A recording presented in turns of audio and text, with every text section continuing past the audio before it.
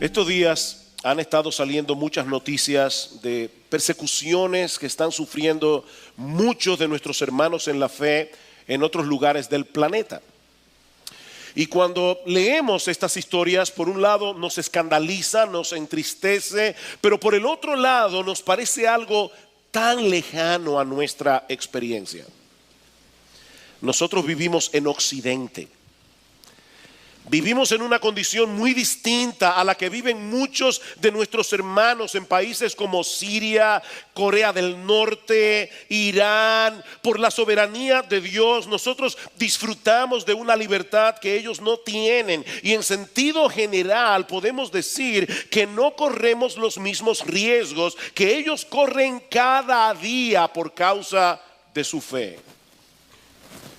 Sin embargo, mis hermanos, a pesar de eso, nunca debemos olvidar que el mismo principio de maldad, el mismo principio de rechazo que se encuentra operando en aquellos países donde los cristianos son perseguidos abiertamente, es el mismo principio que opera en países como los nuestros, aunque se manifieste de una forma menos agresiva, aunque se manifieste de una forma más sutil. El Señor advirtió claramente a sus discípulos que serían aborrecidos por el mundo por causa de su nombre, y aún nuestros propios familiares, dice el Señor, se volcarían contra nosotros por el simple hecho de estar asociados con Él.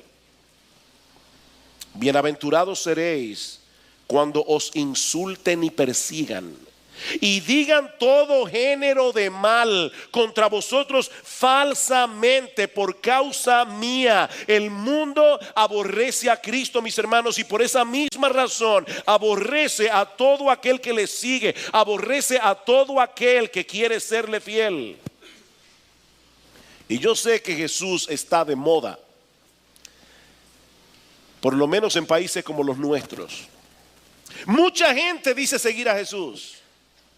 Pero la pregunta es si están siguiendo al Jesús de la Biblia, o si están siguiendo a Jesús de la Biblia como Él dice que Él debe ser seguido. Porque lo cierto es, hermanos, que el Cristo que se revela en las Escrituras representa todo lo que el hombre rechaza. Ese Cristo nos recuerda que no somos pequeños dioses alrededor de los cuales debe girar el universo. Ese Cristo nos recuerda que somos pecadores, condenados, que merecemos justamente la ira de Dios por causa de nuestros pecados. Ese es el Cristo de la Biblia. Ese Cristo nos confronta con nuestra impotencia, nos confronta con nuestra maldad, nos hace ver que nuestra decencia y nuestras buenas obras no sirven de nada para ganar el favor de Dios, porque esa moneda no circula en el reino de los cielos.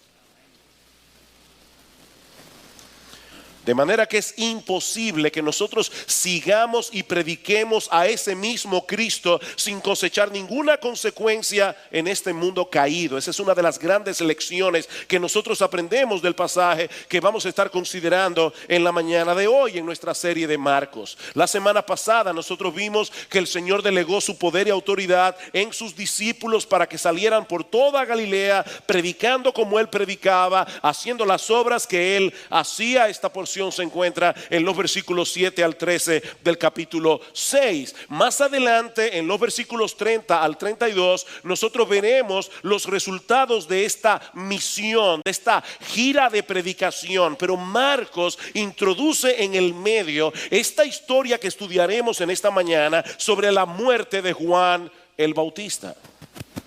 Y de paso, esta es la única porción del Evangelio de Marcos cuyo foco primario de atención no es el Señor Jesucristo. La única porción. Marcos introduce esta historia en el versículo 14 señalando a uno de los personajes protagónicos de este incidente. Dice el rey Herodes. Así comienza este pasaje, el rey Herodes. El problema es que en el Nuevo Testamento aparecen varios personajes con ese mismo nombre.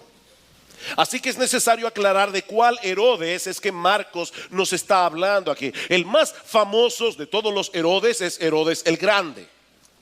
Un hombre cruel, un hombre perverso, que reinó sobre todo Israel por 36 años. Antes de su muerte, que fue en el 4 antes de Cristo, Herodes el Grande le solicitó al emperador que dividiera todo el territorio de Israel en 4 regiones. Por cierto, Cristo nació en el reinado de Herodes el Grande. Y alguien va a decir, ¿y cómo es que entonces Herodes murió antes de Cristo? Bueno, porque el calendario tiene un error. Solamente para aquellos que van a hacer sumas y restas, él murió en el 4 antes de Cristo según nuestro calendario, pero él fue que mandó a matar a los niños. Así que Herodes el Grande, al morir, le pide al imperio romano que divida la región que él gobernaba en 4 regiones o en 4 tetrarquías, para dividirla entre sus 4 hijos. Y a Herodes Antipas, que es el Herodes de esta historia, hijo de Herodes el Grande, le tocó la región de Galilea y de Perea, la cual él gobernó desde el 4 antes de Cristo hasta el 39 después de Cristo. De manera que técnicamente hablando, este Herodes no era rey, este Herodes era tetrarca, es decir, el gobernador de un cuarto de la región que gobernó su papá. De hecho, Herodes Antipas nunca consiguió que el emperador le concediera el título de rey, pero él se comportaba como si lo fuera. Podemos dividir este relato de la mañana de hoy en 3 escenas, y yo he tratado de escoger títulos para cada una de estas escenas que ustedes puedan recordar. La primera de estas escenas, que va de los versículos 14 al 16, yo la he titulado Una desafortunada pero reveladora comparación. Versículo 14. El rey Herodes se enteró de esto. ¿De qué? De lo que los apóstoles estaban haciendo. Pues el nombre de Jesús se había hecho célebre y la gente decía: Juan el Bautista ha resucitado de entre los muertos. Por eso es que estos poderes milagrosos actúan en él. Pero otros decían: no, es Elías. Y otros decían: es un profeta como uno de los profetas antiguos. ¿Notaron, hermanos, algo interesante en este pasaje? El nombre que se había hecho célebre no era el de los apóstoles. El nombre que se había hecho célebre era el de Jesús, aunque eran ellos los que ahora estaban haciendo milagros similares a los que Jesús hacía. Mis hermanos, es obvio que la predicación apostólica y los milagros que ellos hacían no movía a la gente a poner sus ojos en ellos, sino en el Señor. Y de esto ya aprendemos una lección. Hermanos, algo no anda bien en un ministerio cuando se comienza a exaltar la figura de un predicador. Y quiero repetir eso otra vez. Hermanos, cuando en un ministerio se comienza a exaltar la figura de un predicador, algo no anda bien. Porque el único que debe ser exaltado en su iglesia es nuestro Señor y Salvador Jesucristo. Es a Él a quien nosotros debemos proclamar. Es hacia Él a quien nosotros debemos guiar a la gente para que pongan su confianza en Él, no en nosotros. ¿Recuerdan ustedes cuando el apóstol Pedro sanó a un cojo de nacimiento en el templo de Salomón en Hechos capítulo 3? Dice que cuando todo el pueblo se agolpó a la puerta del templo lleno de asombro, Pedro aprovechó para decirles: varones israelitas, ¿por qué os maravilláis de esto? ¿O por qué nos miráis así, como si por nuestro poder o piedad hubiéramos hecho andar a este? En otras palabras, Pedro no quería que la gente lo viera a él como alguien especial. Fue por la fe que viene de Jesús que este hombre hoy está en perfecta sanidad, le dice Pedro al pueblo más adelante. Así que lo que sucedió con los apóstoles en esta primera gira de predicación por toda Galilea fue una explosión de poder. Era algo que no podía pasar desapercibido. Los milagros que Jesús había estado haciendo durante su ministerio ahora se estaban multiplicando por 12. Por toda la región de Galilea era demasiado evidente que algo extraordinario estaba sucediendo allí. Pero en vez de reconocer que Jesús era el Mesías, esta gente comenzó a hacer las especulaciones más ridículas y más absurdas acerca de él. Algunos decían: Juan el Bautista ha resucitado de los muertos y por eso operan en él estos poderes. Ahora, hermanos, Juan nunca hizo ningún milagro. Nunca.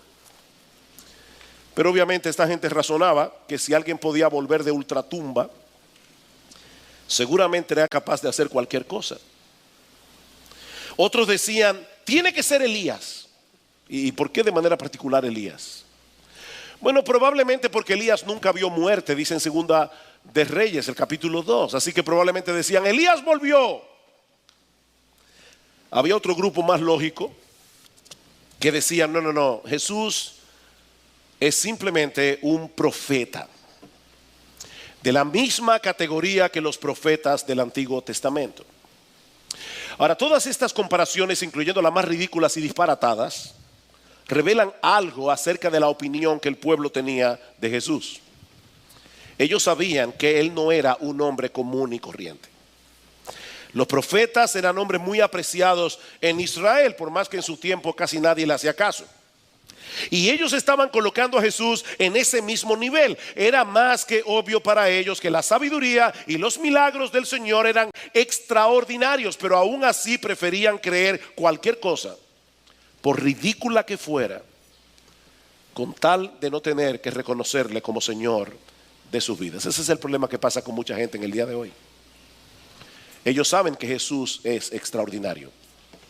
Yo recuerdo en mi época de adolescente algunas películas que se daban de Jesús, el Jesús de gospel o el Jesús de Jesucristo superestrella. Todo el mundo quiere tener a Jesús de su parte, pero no le quieren reconocer como Señor. Por supuesto, todas estas historias, todos estos comentarios comienzan a llegar al palacio de Herodes. Y algo se activa dentro de él. Su mente supersticiosa mezclada con una conciencia acusadora lo llevaron a pensar que algo definitivamente muy extraño y sobrenatural estaba sucediendo en Galilea. Versículo 16. Y al oír esto, Herodes decía, Juan, a quien yo decapité, ha resucitado. Juan, a quien yo decapité. En el pasaje paralelo de Lucas 9:7 dice que Herodes estaba muy perplejo cuando escuchaba acerca de lo que los apóstoles estaban haciendo, cuando escuchaba acerca de Jesús, porque él había mandado a decapitar a Juan el Bautista y ahora él cree que es Juan el que ha regresado para señalarle una vez más su pecado y su maldad. Y esta parte de la historia Marcos nos la cuenta en los versículos 17 al 20, en una escena que yo he titulado una confrontación que provoca temor y fascinación al mismo tiempo. Una confrontación que provoca temor y fascinación al mismo tiempo. Versículo 17, porque Herodes mismo había enviado a prender a Juan y lo había encadenado en la cárcel por causa de Herodías, mujer de su hermano Felipe, pues Herodes se había casado con ella. Aquí es necesario que hagamos un poco de historia. Herodías era una mujer perversa, ambiciosa, calculadora, que se había casado con su tío Felipe, con quien tuvo una hija llamada Salomé. El nombre de Salomé no aparece en la Biblia, pero el historiador Flavio Josefo nos da el nombre de esta muchacha. Felipe y Herodes Antipas eran hermanos, así que Herodías era sobrina de los dos, era sobrina de su esposo y era sobrina de su cuñado. Yo le había dicho, esta es una historia turbia, es una historia grotesca. Felipe había sido desheredado por su padre Herodes el Grande y vivía con Herodías como un ciudadano normal, común y corriente en la ciudad de Roma. En una visita que Herodes Antipas le hace a su hermano Felipe, se enamora de su mujer, que es su sobrina, Herodías. A pesar de que en ese momento el mismo Herodes también estaba casado con la hija del rey Aretas, que aparece más adelante en el libro de los Hechos, que gobernaba en la región contigua a la región donde gobernaba Herodes. Así que Herodes estaba metiendo en un problema. Pero Herodes se enamoró de su sobrina y la sedujo. Y Herodías era una mujer muy ambiciosa. Así que ella decide aceptar la proposición de su otro tío con la condición de que él se divorciara de su actual esposa. Y por supuesto Herodes accede y se casa con Herodías, pero sin que ella se hubiera divorciado todavía de su otro tío Felipe. De manera que su matrimonio era ilegal por partida doble. Se trataba de una relación adúltera de ambos lados y encima de eso con la esposa de su hermano, algo que estaba claramente prohibido en la ley de Moisés, en Levítico 18:16 y en Levítico 20:21. Pero cuando regresan a la tierra de Israel, tienen un choque frontal con la predicación de Juan el Bautista. Versículo 18.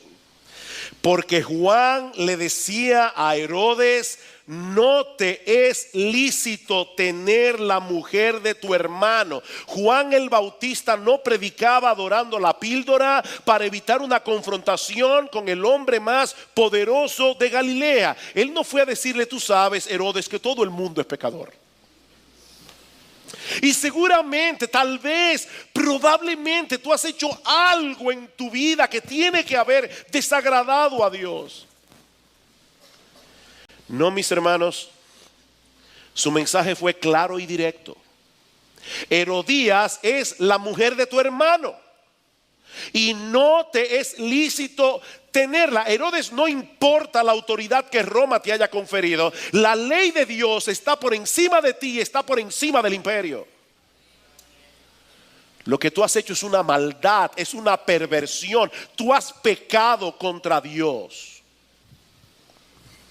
Él había recibido la orden de parte de Dios de llamar al hombre al arrepentimiento, y Herodes tenía que arrepentirse del pecado que él había cometido. Y mis hermanos, yo no creo que esta historia fue incluida en los evangelios únicamente para que nosotros nos enteremos cómo fue que murió Juan el Bautista. Yo creo que esa historia está ahí para que nosotros sepamos que si queremos seguir a Jesús y serle fiel, vamos a tener que pagar el precio. Más adelante, en el capítulo 8 del Evangelio de Marcos, nosotros nos vamos a topar con uno de esos pasajes incómodos de los evangelios. El apóstol Pedro acaba de confesar en Cesarea de Filipo que Jesús es el Cristo, el Hijo del Dios viviente. Y el Señor aprovecha la ocasión para darle a Pedro y al resto de los apóstoles una correcta perspectiva de la naturaleza de su ministerio. Marcos capítulo 8 versículo 31. Y comenzó a enseñarles que el Hijo del Hombre debía padecer muchas cosas y ser rechazado por los ancianos, los principales sacerdotes y los escribas, y ser muerto y después de 3 días resucitar. Y les decía estas palabras claramente. Y Pedro le llevó aparte y comenzó a reprenderle, mas él, volviéndose y mirando a sus discípulos, reprendió a Pedro y le dijo: quítate de delante de mí, Satanás, porque no tienes en mente las cosas de Dios, sino las de los hombres. Y llamando a la multitud y a sus discípulos les dijo: si alguno quiere venir en pos de mí, niéguese a sí mismo, tome su cruz y sígame, porque el que quiera salvar su vida la perderá, pero el que pierda su vida por causa de mí y del evangelio la salvará. Un mensaje bien claro. Queridos hermanos y amigos, ese es el costo del discipulado. La salvación es por gracia, es por medio de la fe, completamente gratuita. Pero predicar lo que Cristo quiere que tú prediques, vivir de la manera como Cristo quiere que tú vivas, tiene un precio. Y yo creo que a medida que nos acerquemos a la segunda venida de nuestro Señor, va a ser cada vez más difícil evadir esa realidad. Estamos en un mundo caído, estamos en un mundo que aborrece a Dios, estamos en un mundo de maldad.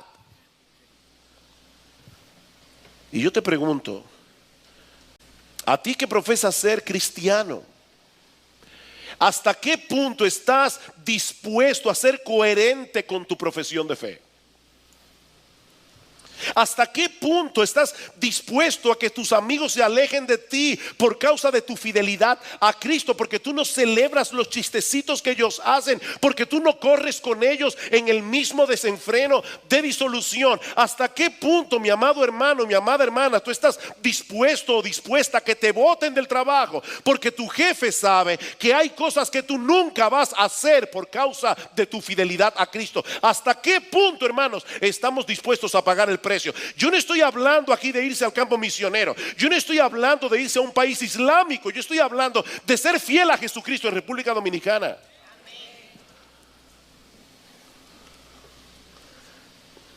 Juan el Bautista estuvo dispuesto a ganarse enemigos poderosos con tal de ser fiel a la encomienda que el Señor le dio. Y quiero aclarar que eso no es cristianismo radical. Eso es mero cristianismo. Eso no es cristianismo radical.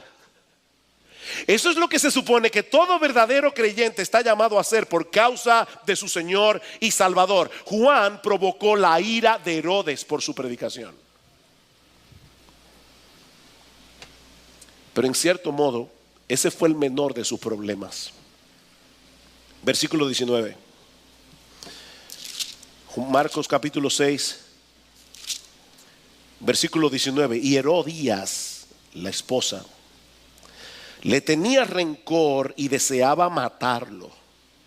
Pero no podía porque Herodes temía a Juan, sabiendo que era un hombre justo y santo, y lo mantenía protegido. Y cuando le oía se quedaba muy perplejo, pero le gustaba escucharlo. Obviamente, la acusación de Juan contra Herodes alcanzaba también la reputación de Herodías y la dejaba muy mal parada. Tan culpable era el uno como la otra por la perversión que había sido cometida. Pero ambos reaccionaron de manera diferente a la predicación de Juan. Alguien decía: desatar la ira de una mujer es peor que el infierno.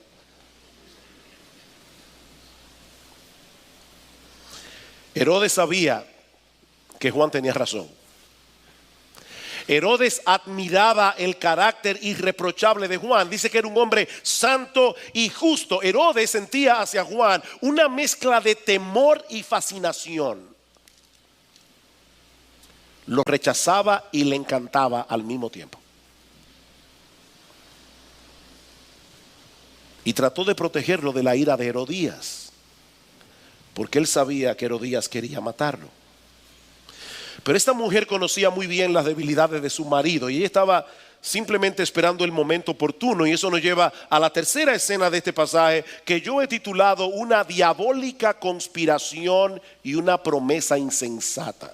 Una diabólica conspiración y una promesa insensata. Versículo 21. Pero llegó un día oportuno cuando Herodes, siendo su cumpleaños, ofreció un banquete a sus nobles y comandantes y a los principales de Galilea. En otras palabras, Herodes había invitado a su cumpleaños a la plana mayor de su pequeño reino.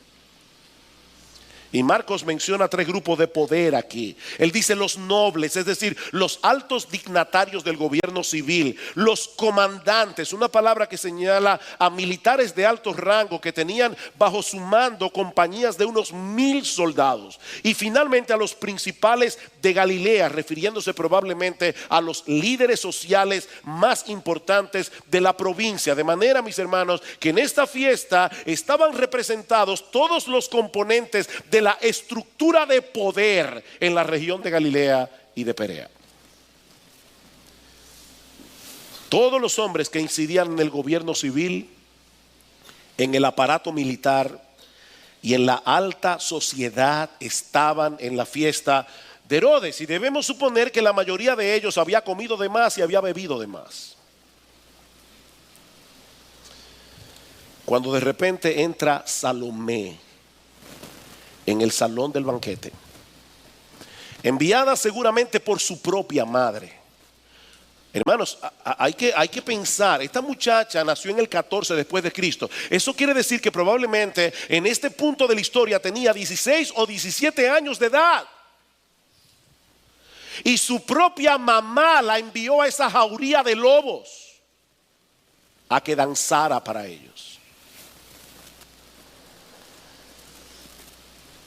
Salomé baila en la fiesta y debemos suponer que su baile no fue inocente. Debemos suponer que estamos hablando aquí de un baile sumamente sensual, Un baile que despertó la pasión pecaminosa de todos los hombres que estaban allí esa noche, especialmente de Herodes. Al punto que le promete a su hijastra darle todo lo que ella quiera, hasta la mitad de mi reino. Por supuesto, hermanos, eso era una fanfarronería de Herodes, porque él no estaba en la posición de poder cumplir esa promesa. Recuerden que él no era rey, él era un mero tetrarca cuya autoridad dependía enteramente de la política trazada por Roma. Pero en ese momento de locura, él empeña su palabra delante de toda esa gente importante, y Herodías aprovecha la oportunidad. Versículo 24, y ella salió y dijo a su madre: ¿qué pediré? Y la idea de la pregunta es: mami, ¿qué pido para mí? Porque el verbo puede traducirse de esta manera: mami, dime qué pido para mí. Y ella le respondió: no, hija mía, este no es el momento para pedir para ti. Pídele que te dé la cabeza de Juan el Bautista. Y hay que ver, hermanos, la rapidez con que esta muchacha cumplió la orden de su mamá. Vean el versículo 25. Enseguida ella se presentó apresuradamente ante el rey con su petición, diciendo: quiero que me des ahora mismo la cabeza de Juan el Bautista en una bandeja. A pesar de su juventud, esta muchacha estaba dañada. Dañada por el ambiente en el que se había criado, dañada tristemente por la influencia de su propia mamá. Hermanos, es increíble el impacto que nosotros podemos tener en la vida de nuestros hijos, para bien y para mal. Nuestros hijos nos están mirando, nuestros hijos están copiando nuestro estilo de vida. Tú quieres que tus hijos amen la iglesia, tú quieres que tus hijos amen la obra de Dios, tú quieres que tus hijos tomen en serio lo que sucede aquí. ¿Qué están viendo ellos en ti? ¿Amas tú la iglesia? Es obvio para tus hijos que la iglesia es lo más importante en tu vida, el avance del reino de Dios, la predicación del evangelio. Tus hijos te están mirando. Tus hijos te están copiando.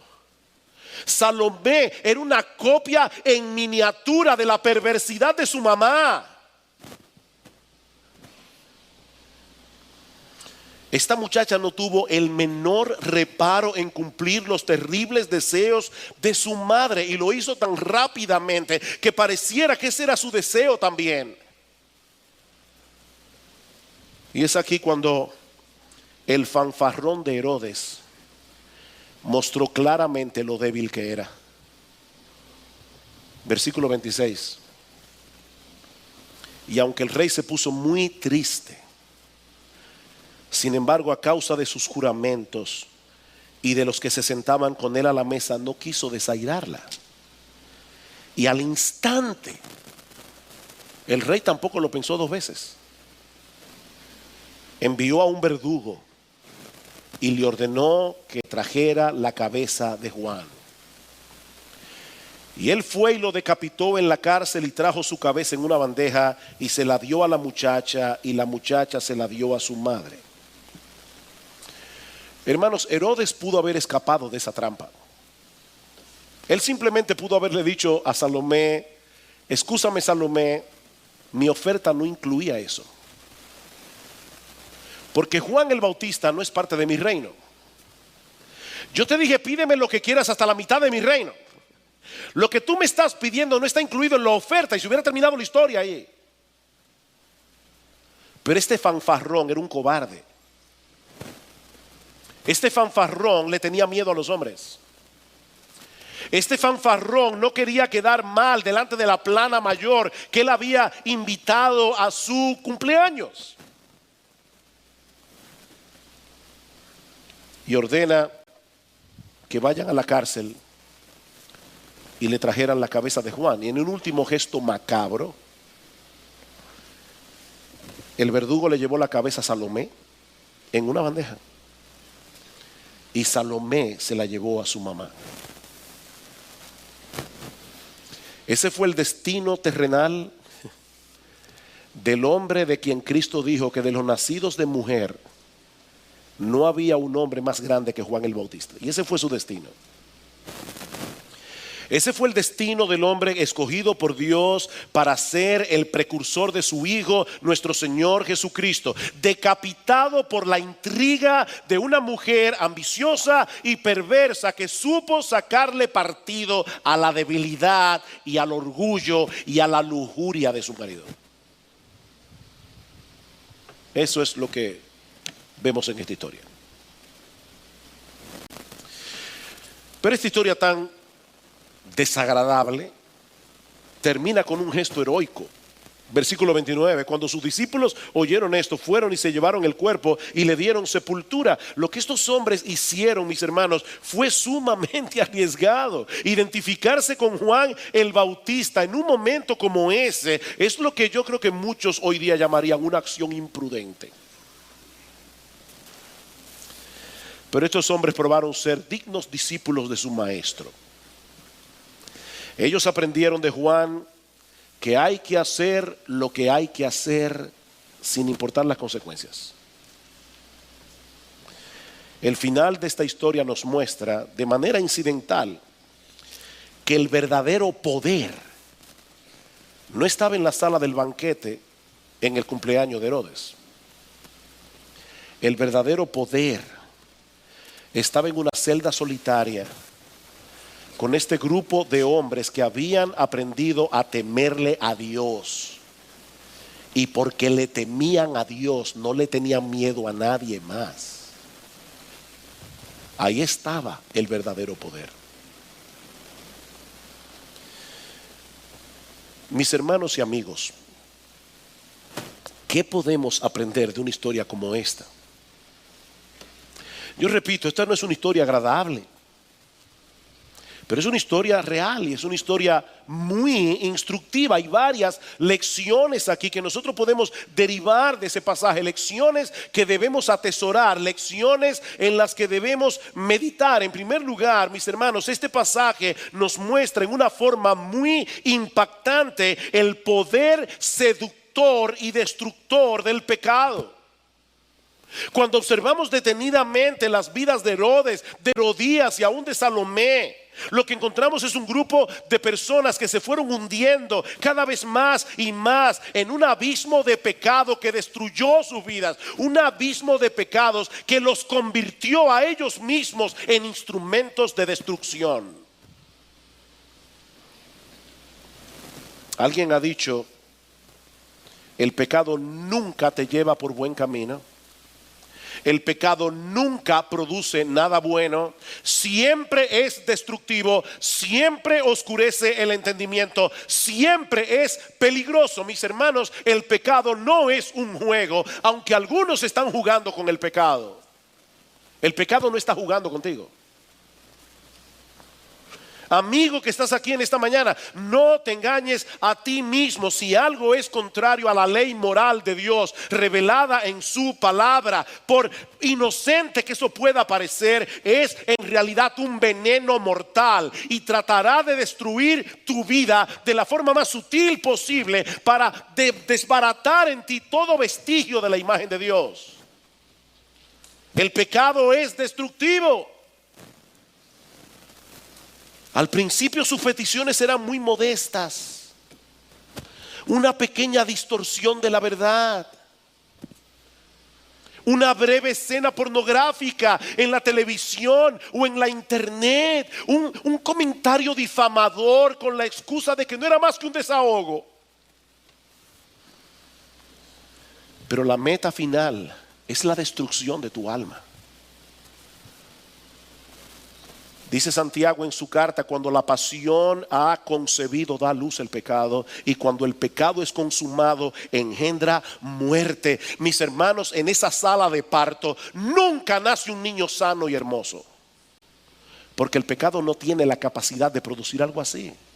El pecado siempre produce muerte. La petición de Salomé fue tan extraviada que era para que Herodes reaccionara, era para despertar la conciencia de este hombre y hacerle ver lo que el pecado le estaba haciendo a su familia.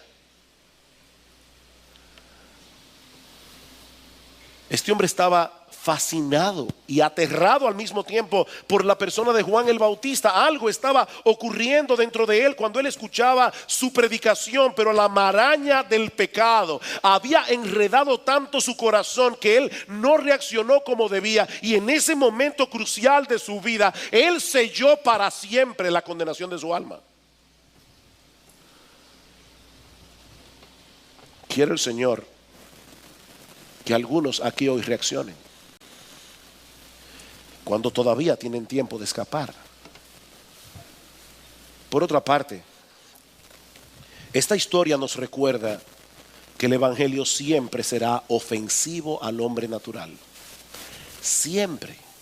Como bien señala Paul Tripp, el evangelio te lleva a pensar cosas sobre ti que tú no vas a querer pensar acerca de ti mismo.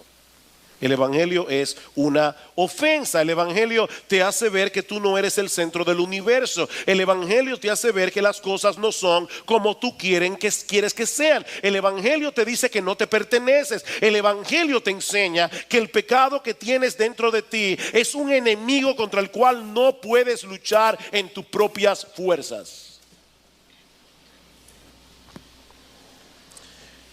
Y no piensen ni por un momento que los creyentes están exentos de reaccionar mal a la ofensa del evangelio. En estos días escuchaba a alguien hacer esta pregunta: ¿cómo tú sueles reaccionar cuando alguien te amonesta? Cuando alguien se acerca a ti a mostrarte un pecado en tu vida, ¿cómo tú reaccionas? ¿Acaso te acercas a esa persona con una profunda gratitud de corazón por querer ayudarte a ser cada vez más parecido a Cristo? ¿O en ese momento levantas tus defensas bien altas, negando de ese modo la gracia en la que tú dices creer? Tú dices: la salvación es por gracia, yo no merezco nada. Es como esa gente, ¿verdad?, que orando a Dios dice: Señor, yo sé que soy un gusano delante de ti, pero hay del que me trate como un gusano. Por fin decídete. ¿Qué es lo que tú crees que tú eres? ¿Qué es lo que el evangelio dice que tú eres? ¿Eres tú de los que cuando predican el evangelio a los inconversos les citas Isaías capítulo 64 versículo 6, donde dice que todas nuestras justicias son como un trapo de inmundicia delante de Dios, que no nos hacen merecedores del favor de Dios, pero al mismo tiempo te molestas profundamente cuando los demás no parecen notar lo valioso que tú eres? Por fin, ¿trapo de inmundicia o qué?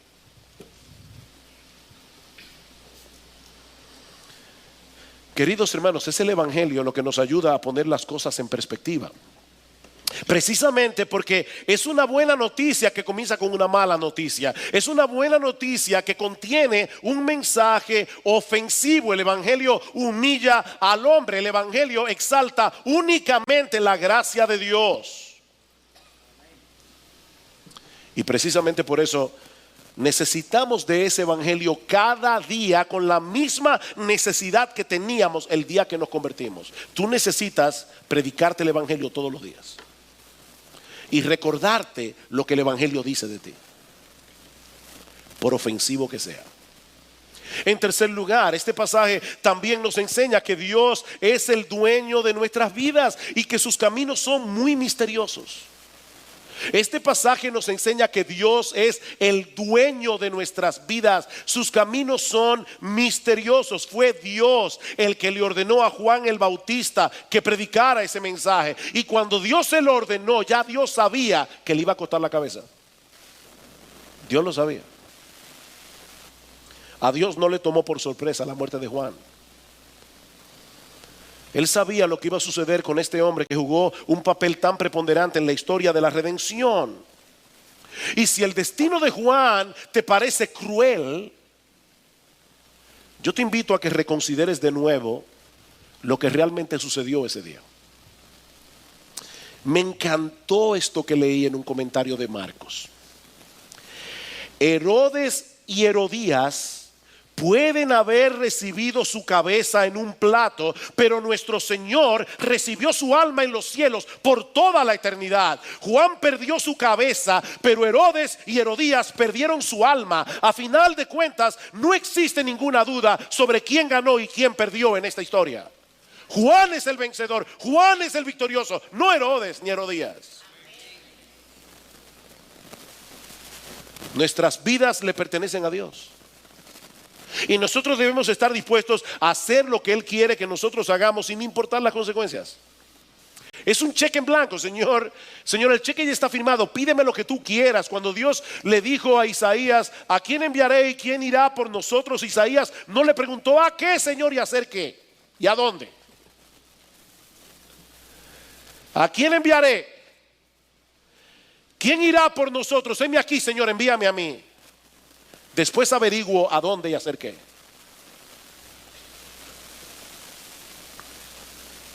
Dios es infinitamente más sabio que nosotros. Y todo lo que Él hace es lo mejor, aunque nosotros no lo entendamos. Y déjame decirte algo, mi amado hermano, la mayoría de las cosas que Dios hará en tu vida y ha hecho en tu vida no las vas a entender. No las vas a entender. Es un asunto de confianza. Él es bueno, Él es sabio y Él está guiando tu vida para lo mejor, aunque tú no lo entiendas. También aprendemos de esta historia que nada ni nadie puede detener el avance del reino de Dios. Nada ni nadie puede detener el avance del reino de Dios. Cuando Gloria y yo estábamos en Bolivia, un hermano predicó acerca del poder del evangelio y las misiones. Y una de las cosas que este hombre decía es que cada vez que persiguen a la iglesia y matan a un misionero en el campo misionero, es como si tocaran un átomo, se desata un poder atómico increíble.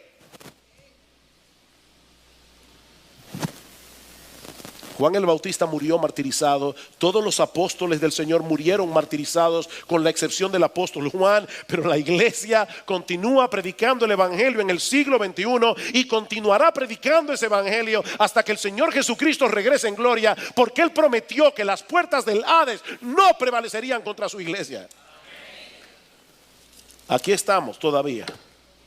Los Herodes y las Herodías de este mundo vendrán y pasarán a lo largo de toda la historia, pero Dios seguirá levantando hombres y mujeres débiles como tú y como yo, fortalecidos por su bendita gracia, que sabrán ponerle resistencia a los Herodes y a las Herodías de este mundo. Y si no lo hacemos tú y yo, Él buscará quien lo haga. Pero nosotros habremos perdido el privilegio. Si no lo hacemos tú y yo, Él buscará quien lo haga. Pero tú y yo habremos perdido un gran privilegio. Oh, que el Señor siga levantando hombres y mujeres como Juan el Bautista y como los discípulos de Juan. Hombres que estén dispuestos a hacer lo que hay que hacer. No importa el precio, no importa las consecuencias. Este pasaje finalmente también es un presagio de la muerte del Señor Jesucristo en la cruz del Calvario. Recuerden que Juan el Bautista era el precursor de Jesús. Y lo que provocó la muerte de Juan se encuentra íntimamente relacionado con lo que motivó la muerte de Jesús, la realidad del pecado. Cristo vino al mundo para librar a los suyos de la condenación y el poder del pecado en esta vida, y para librarnos también de la presencia del pecado en la vida venidera. Él vino a morir en una cruz para pagar la deuda de todos aquellos a quienes Él vino a salvar por medio del arrepentimiento y de la fe.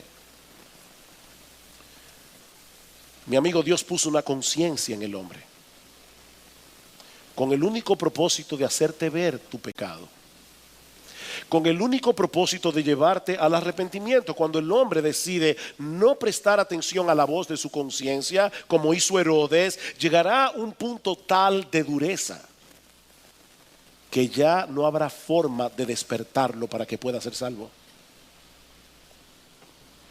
Tú sabes que tú eres pecador. Tú sabes lo que tú piensas cuando estás solo en tu casa. Cuando no tienes nadie a tu alrededor que te distraiga, tú sabes lo que hay en tu corazón. Tú sabes lo que tú has hecho. Tú sabes que has violado la ley de Dios muchísimas veces a lo largo de tu vida. Tú lo sabes. Pero el Evangelio te anuncia la buena noticia de que Dios ha provisto un remedio para tu mal a través de la muerte de su propio Hijo. Mi amigo, no te vayas de este lugar con la ira de Dios sobre ti. Cuando se te ofrece la oportunidad de concederte el perdón de todos tus pecados, únicamente por Cristo, únicamente por gracia, únicamente por medio de la fe. Herodes, Herodías, Salomé están en el infierno ahora, recordando por toda la eternidad que ellos conocieron a un siervo de Dios. Recordando por toda la eternidad que ellos tuvieron el chance de arrepentirse, pero ya no pueden hacerlo. Tú todavía estás a tiempo. Tú todavía estás a tiempo.